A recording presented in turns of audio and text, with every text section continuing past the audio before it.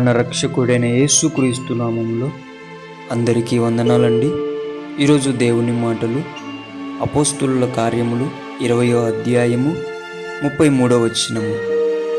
ఎవని వెండినైనను బంగారమునైనను వస్త్రములనైనను నేను ఆశింపలేదు. దేవుని బిడ్డలారా, ఈ మాట పలుకుతున్నది అపోస్తులుడైన పౌలు భక్తుడు. ఆయన పని చేస్తూ ఉంటున్నాడు. ఆయనకు ఎన్నో సొంత అవసరతలు ఉంటాయి. ఆయనతో తిరిగే వారికి కూడా ఎన్నో అవసరతలు ఉంటాయి. కానీ ఆయన ఏమంటున్నాడంటే, నేను ఏది కూడా ఆశించలేదు, అది మీకు తెలుసు అని చెప్తున్నాడు.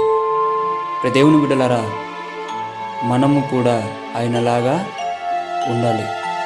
ఎందుకు ఈ మాట అంటున్నానంటే, మనకి ఏదన్నా అవసరమైతే మనం ఏం చేస్తామంటే వెంటనే కష్టపడడానికి ఇష్టపడకోకుండా పక్కని వారిది ఆశించడానికి ప్రయత్నిస్తాం. అటువంటి మనసు, అటువంటి స్వభావం చాలా చెడ్డది.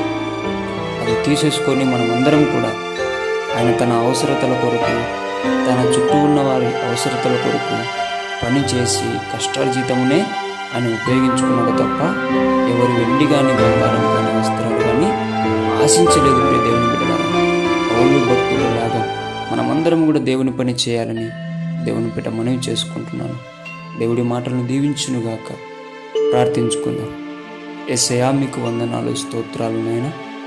తండ్రి, పౌలు భక్తుడిలాగా నాన్న తండ్రి, మేమందరము కూడా తండ్రి మా అవసరతల నిమిత్తమున కష్టముని నమ్ముకునే బిడ్డలుగా తండ్రి, ఎవరిది ఆశించుకోకుండా మేము నాన్న తండ్రి నీ సేవను ముందరికి తీసుకెళ్ళే బిడ్డలుగా తండ్రి, నీ పరిచర్యను ముందరికి తీసుకెళ్ళే బిడ్డలుగా, నీ సువార్తను ముందరికి తీసుకెళ్లే బిడ్డలుగా మమ్మల్ని అభిషేకించి వాడుకోమని యేసు నామములో ప్రార్థిస్తున్నాము తండ్రి. ఆమేన్.